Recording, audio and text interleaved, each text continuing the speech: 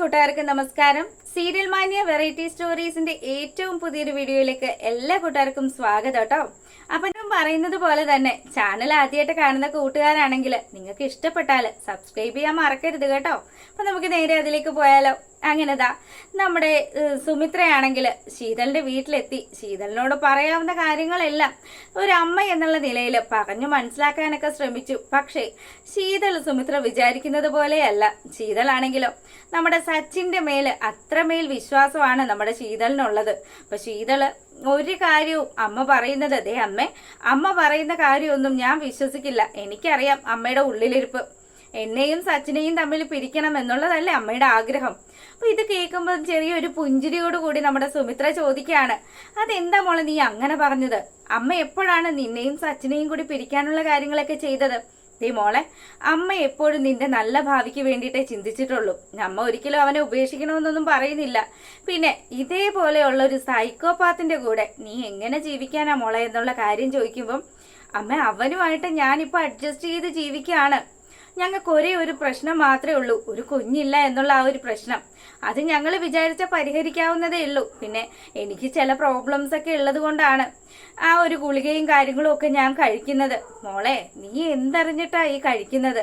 നീ കഴിക്കുന്ന ആ ഗുളിക അത് ഗർഭനിരോധന ഗുളികയാണ് എന്നുള്ള കാര്യം മനസ്സിലാക്കാനുള്ള സാമാന്യ ബോധം പോലും MBBS പഠിച്ച നിനക്കില്ലല്ലോ മോളെ എന്നും പറഞ്ഞു സുമിത്ര ഇങ്ങനെ പറയുമ്പോഴോ ശീതളാണെങ്കിൽ പറയുക, അതെ, എന്റെ സച്ചിൻ എന്നെ ചതിക്കുമെന്ന് ഞാൻ വിചാരിക്കുന്നില്ല. പിന്നെ അമ്മ എന്തിനാണോ ഇപ്പൊ വന്നത് ആ കാര്യം എന്തായാലും നടക്കാൻ പോകുന്നില്ല എന്ന് പറയുക.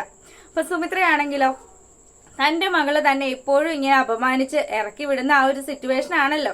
ഇനിയിപ്പോ മരുമോനും കൂടി വന്ന് കണ്ടു കഴിഞ്ഞാൽ പിന്നെ പൂർത്തിയായി എന്ന് മനസ്സിലാക്കിക്കൊണ്ട് പതിയെ ആ വീട്ടിൽ നിന്ന് ഇറങ്ങുക. അപ്പൊ ഇറങ്ങുന്ന പാടെയോ നമ്മളെ കാണിക്കുന്നത് നമ്മുടെ സിദ്ധുവിനെയാണ് കേട്ടോ. അപ്പൊ സിദ്ധു ഓരോ കാര്യങ്ങളും ഇങ്ങനെ ആലോചിക്കുകയാണ്. ഭഗവാനെ, മനസ്സിൽ കരുതാത്ത കാര്യങ്ങളൊക്കെയാണല്ലോ സംഭവിക്കുന്നത്.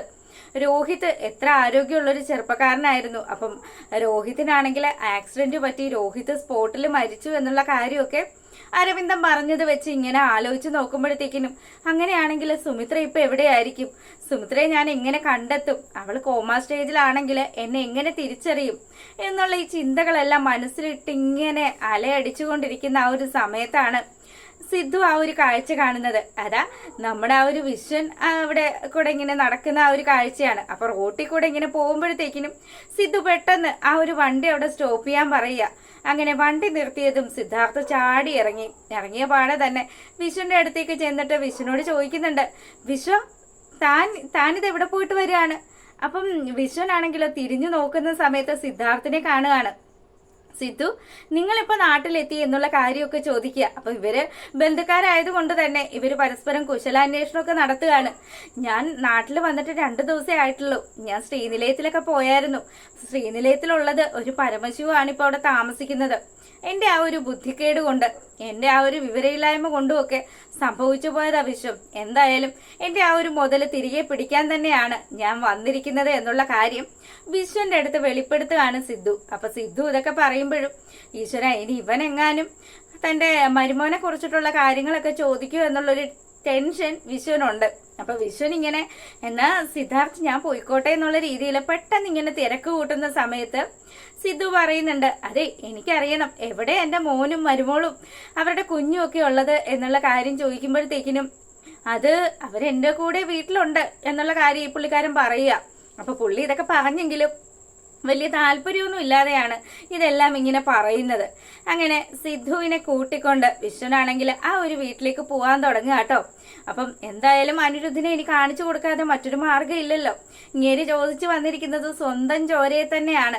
അപ്പൊ അതുകൊണ്ട് കാണിച്ചു കൊടുക്കാതിരിക്കാൻ പറ്റത്തില്ല. വിശ്വൻ അതിനുള്ള കാര്യങ്ങൾ ചെയ്യാണ്. അപ്പൊ ആ സമയത്താണെങ്കിലോ നമ്മുടെ രഞ്ജിതയാണെങ്കിൽ വളരെ വിഷമിച്ച് ഇങ്ങനെ നിൽക്കുകയാണ്. ഇനിയിപ്പോ താൻ എന്ത് ചെയ്യും? സുമിത്രയാണെങ്കിൽ ഡയറി വായിച്ചിട്ടുണ്ടെങ്കിൽ ഉറപ്പായിട്ടും രോഹിതേട്ടൻ എന്നെ കുറിച്ചിട്ട് നല്ലതൊന്നും ആ ഒരു ഡയറിയിൽ എഴുതി വെക്കില്ല. അങ്ങനെ വന്നു കഴിഞ്ഞ് പൂട്ട് വീഴും എന്നുള്ള കാര്യമൊക്കെ രഞ്ജിത ഇങ്ങനെ ആലോചിച്ചുകൊണ്ട് നിൽക്കുമ്പോഴാണ് നമ്മുടെ അരവിന്ദൻ അങ്ങ് വരുന്നത്. രഞ്ജിതയുടെ അടുത്തേക്ക് വന്ന നമ്മുടെ അരവിന്ദൻ പറയുന്നുണ്ട്, അതെ, ഇന്ന് സുമിത്രയെ തിരക്കി ഒരാളിവിടെ വന്നിട്ടുണ്ടായിരുന്നു. സുമിത്രയെ മാത്രമല്ല, നിന്റെ ഏട്ടനെയും കൂടി തിരക്കി. അപ്പൊ ഇത് കേൾക്കുമ്പോ രഞ്ജിതയ്ക്ക് ടെൻഷനായിട്ടോ. നിങ്ങൾ ആരുടെ കാര്യം മനുഷ്യ ഈ പറയുന്നത്? എന്തെങ്കിലും ഒരു കാര്യം പറയുകയാണെങ്കിൽ വ്യക്തമായിട്ടൊന്ന് പറയാവോ എന്ന് ചോദിക്കുകയാണ്. എടി വ്യക്തമായി തന്നെയാണ് ഞാൻ പറയുന്നത്. സുമിത്രയുടെ ആദ്യ ഭർത്താവ് സിദ്ധാർത്ഥ്, അകത്ത് കിടക്കുന്ന സരസ്വതി അമ്മയുടെ മൂത്ത പുത്രൻ, അയാൾ ഇവിടെ സുമിത്രയെ തിരക്കി വന്നിട്ടുണ്ടായിരുന്നു. അയാൾ എന്തിനാ അപ്പൊ സുമിത്രയെ തിരക്കി വരുന്നത്?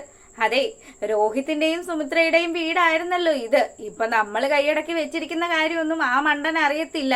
അപ്പം പുള്ളിക്കാരൻ രോഹിത്തിനെയും സുമിത്രയെയും കാണാൻ വേണ്ടി വർഷങ്ങൾക്ക് ശേഷം ഇവിടെ വന്നതാണ്. വന്ന സമയത്താണെങ്കിലോ കുരുത്തത്തിന് സുമിത്ര ഇവിടെ ഉണ്ടായിരുന്നില്ല. പിന്നെ സരസ്വതി അമ്മയ്ക്കാണെങ്കിലോ ഒരു സംശയവും തോന്നിയിട്ടുമില്ല. ഞാൻ അവനെ നൈസായിട്ട് കൈകാര്യം ചെയ്ത് വിട്ടിട്ടുണ്ട്. അപ്പൊ നിങ്ങൾ എന്ത് പറഞ്ഞു വിട്ടു എന്നുള്ള കാര്യം രഞ്ജിത ചോദിക്കുമ്പം, എടി സുമിത്ര ആക്സിഡന്റ് പറ്റി കോമ സ്റ്റേജിലാണെന്നും അതുപോലെ തന്നെ നിന്റെ ഏട്ടനെ കുറിച്ച് ചോദിച്ചു.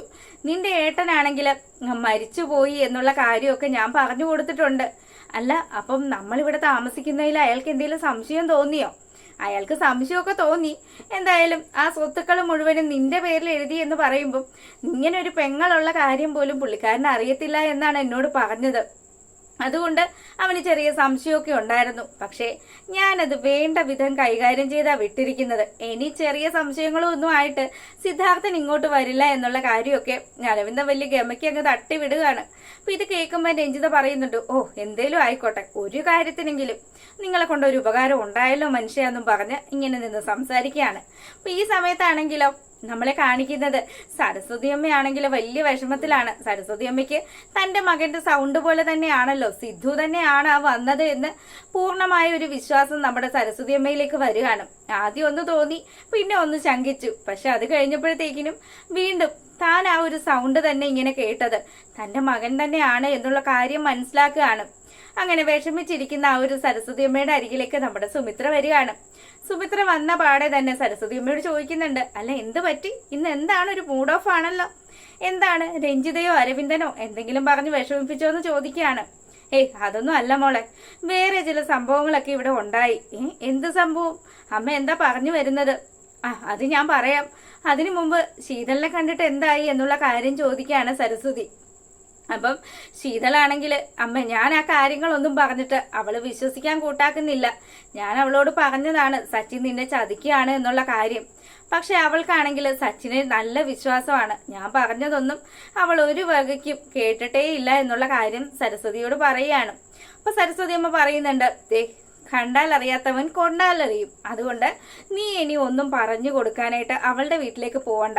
അവൾക്ക് നല്ലതും ചീത്തയും ഒക്കെ തിരിച്ചറിയാനുള്ളൊരു പക്വതയും പ്രായവും ഒക്കെ ഉണ്ട്. അവള് കണ്ടെത്തിക്കോട്ടെ എന്നുള്ള കാര്യം പറയുമ്പം, അമ്മേ അങ്ങനെ കണ്ടെത്തിക്കോട്ടെ എന്നുള്ള കാര്യമൊക്കെ പറയുമ്പം അങ്ങനെ എനിക്ക് സമാധാനമായിട്ട് ഇരിക്കാൻ പറ്റുമോ? എൻ്റെ മോള് തന്നെയല്ലേ അവള് സങ്കടപ്പെടുമ്പോഴത്തേക്കിനും അത് ഏറ്റവും അധികം ബാധിക്കുന്നത് എനിക്കാണ്. നമുക്കറിയാലോ അവളുടെ ഓരോ ചലനങ്ങളും അത് കണ്ടു തന്നെയാണ് ഞാൻ അവളെ വളർത്തിയത്. അതുകൊണ്ട് എനിക്ക് എൻ്റെ മോളുടെ കാര്യത്തിൽ ഇടപെട്ടേ പറ്റുള്ളൂ. അതേത് സച്ചിൻ വന്ന് വിലക്കിയാലും ഞാനത് തുടർന്നുകൊണ്ടേ ഇരിക്കുമെന്നുള്ള കാര്യം സരസ്വതി അമ്മയുടെ മുഖത്ത് നോക്കി നമ്മുടെ സുമിത്ര പറയുമ്പോഴത്തേക്കിനും, നീ പറഞ്ഞത് ശരിയാ മോളെ, സ്വന്തം അമ്മയ്ക്ക് തന്നെ ആ ഒരു കാര്യമൊക്കെ മനസ്സിലാകുള്ളൂ. എനിക്കും അങ്ങനെ തന്നെ ഒരു കാര്യം ഇപ്പൊ സംഭവിച്ചു. ഞാൻ അതിന്റെ സങ്കടത്തിലൊക്കെ ഇരിക്കുമായിരുന്നു. എന്താ അമ്മ എന്താ പറ്റിയെന്ന് ചോദിക്കുകയാണ്. മോളെ നീ ഇന്ന് ഇവിടുന്ന് പോയില്ലേ, അതിനുശേഷമാണെങ്കിൽ എൻ്റെ സിദ്ധുവിൻ്റെ സൗണ്ട് തന്നെ ഞാൻ കേട്ടടി. അതെൻ്റെ സിദ്ധു തന്നെയാണ്, എനിക്ക് നല്ല വിശ്വാസമുണ്ട്. പിന്നെ ഞാൻ ഈ അരവിന്ദൻ എന്ന് പറയുന്ന ആ കൊച്ചാണനോട് ചോദിച്ചിട്ട് ആ പൊട്ടനാണെങ്കിൽ ഒന്നും പറയുന്നുമില്ല. നീ ഒരു കാര്യം ചെയ്യ്, നീ അവനെ എന്തെങ്കിലും പറഞ്ഞൊന്ന് ഭീഷണിപ്പെടുത്തി ഒന്ന് ചോദിച്ചു നോക്ക്, വന്നത് ആരാണെന്ന് അറിയാൻ പറ്റുമല്ലോ. അപ്പൊ സിദ്ധു തന്നെയാണ്, ഞാൻ അവന്റെ സൗണ്ട് കേട്ടതാ, എന്റെ മോന്റെ സൗണ്ട് കേട്ടാൽ എനിക്ക് അറിയത്തില്ലേ എന്നുള്ള കാര്യം സരസ്വതി അമ്മ ഇങ്ങനെ പറഞ്ഞതും സുമിത്രയാണെങ്കിൽ, അങ്ങനെയാണെങ്കിൽ അരവിന്ദനോട് ഞാൻ ചോദിക്കാം. അങ്ങനെ സുമിത്ര ദാ നേരെ പോവുകയാണ് അരവിന്ദന്റെ പക്കലേക്ക്. അരവിന്ദനെ കണ്ടതും അരവിന്ദനാണെങ്കിൽ ഇതാ ടെൻഷൻ അടിക്കുക. ദൈവമേ, ഇവളെങ്ങാനും സത്യങ്ങളെങ്ങാനും അറിഞ്ഞുകൊണ്ടാണോ ഈ വരുന്നത്? ഇനിയിപ്പോ അടുത്തത് എന്ത് ബോംബാണ് പൊട്ടിക്കാൻ പോകുന്നതെന്ന് അറിയത്തില്ലല്ലോ. അതുകൊണ്ട് തന്നെ ഇവനാണെങ്കിൽ ടെൻഷൻ അടിച്ച് നിൽക്കുമ്പം എന്താണ് മുഖത്തൊരു പരിഭ്രമം പോലെ, എന്തെങ്കിലും പ്രശ്നം ഉണ്ടായോ എന്ന് ചോദിക്കുമ്പോഴത്തേക്കിനും സുമിത്ര എന്തോ അറിഞ്ഞു തന്നെയാണ് വന്നിരിക്കുന്നത്. രഞ്ജിതയോട് വാക്കും പറഞ്ഞു ഇവളോടൊന്നും പറയത്തില്ല എന്ന്. ഇനിയിപ്പോ പറഞ്ഞില്ലെങ്കിൽ ഇവളും ഇവളുടെ അമ്മായിയമ്മയും കൂടി എന്നെ കുരിശേ കയറ്റുമല്ലോ എന്നുള്ള കാര്യം ഇയാൾ ഇങ്ങനെ പിറുപിറുത്ത് ആലോചിക്കുകയാണ്. അന്നേരം സുമിത്ര ചോദിക്കുന്നുണ്ട്, ഇന്ന് എന്നെ കാണാൻ സിദ്ധാർത്ഥ ഇവിടെ വന്നോ എന്ന് ചോദിക്കുക. അപ്പൊ ഇത് കേൾക്കുമ്പോഴത്തേക്കിനും അയ്യോ ഇപ്പൊ ഇവള് കണ്ടിട്ടുണ്ട് അല്ലെങ്കിൽ ഇവൾ അറിഞ്ഞിട്ടുണ്ട് എന്നുള്ള കാര്യം ആലോചിച്ച് ഏതോ ഒരുത്തൻ ഇവിടെ വന്നായിരുന്നു, അവന്റെ പേര് സിദ്ധാർത്ഥൻ എന്നാണോ എനിക്കറിയത്തില്ല.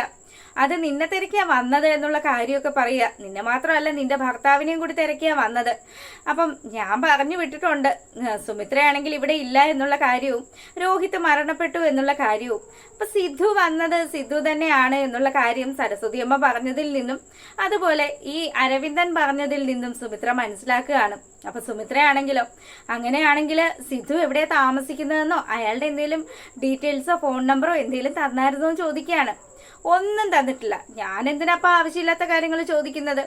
നിങ്ങളൊക്കെ ഇവിടെ ഉണ്ടോ എന്നുള്ള കാര്യം ചോദിച്ചു. നീ അന്നേരം ഇവിടെ ഇല്ലാത്തത് കൊണ്ട് തന്നെ സുമിത്ര ഇവിടെ ഇല്ല എന്നുള്ള സത്യം ഞാൻ പറഞ്ഞു. പിന്നെ രോഹിത് ജീവിച്ചിരിപ്പില്ലല്ലോ, അതുകൊണ്ട് തന്നെ ആ ഒരു നഗ്ന സത്യവും എനിക്ക് പറയേണ്ടി വന്നു എന്നുള്ള കാര്യം അരവിന്ദൻ ഇങ്ങനെ പറയുമ്പോൾ സുമിത്രയാണെങ്കിൽ ദേഷ്യപ്പെടുകയാണ്.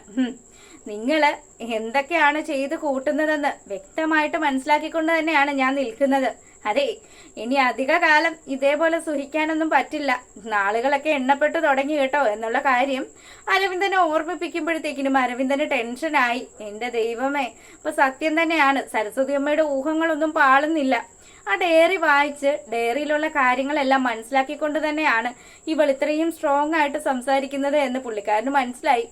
അങ്ങനെ ആ ഒരു കാര്യമൊക്കെ അവിടെ നടക്കുമ്പോൾ പിന്നെ നമ്മളെ കാണിക്കുന്നത് സിദ്ധുവിനെയും കൂട്ടി വിശണ്ട അനിരുദ്ധിന്റെയൊക്കെ ആ ഒരു വീട്ടിലേക്ക് വരികയാണ്.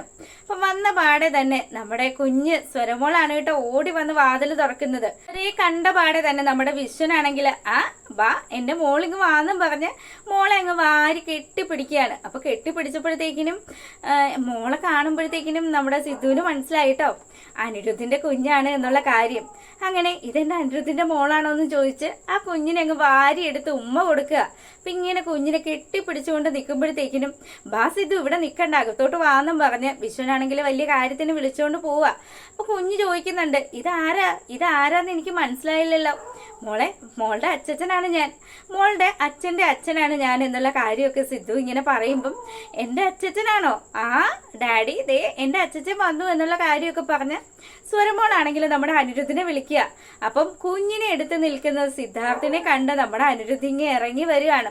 അപ്പൊ അനിരുദ്ധിന്റെ മുഖത്ത് അത്ര വലിയ സന്തോഷമൊന്നും ഇല്ല കേട്ടോ, എന്തൊക്കെയോ ഒരു പ്രയാസങ്ങളൊക്കെ അനിരുദ്ധിനെ അലട്ടുന്നുണ്ട്. അപ്പൊ ഇതൊക്കെ കാണിച്ചുകൊണ്ടാണ് നമ്മുടെ ആ ഒരു വിശേഷം അവസാനിക്കുന്നത്. ചാനൽ ആദ്യമായിട്ട് കാണുന്ന കൂട്ടുകാരാണെങ്കിൽ നിങ്ങൾക്ക് ഇഷ്ടപ്പെട്ടാൽ സബ്സ്ക്രൈബ് ചെയ്യാൻ മറക്കരുത് കേട്ടോ.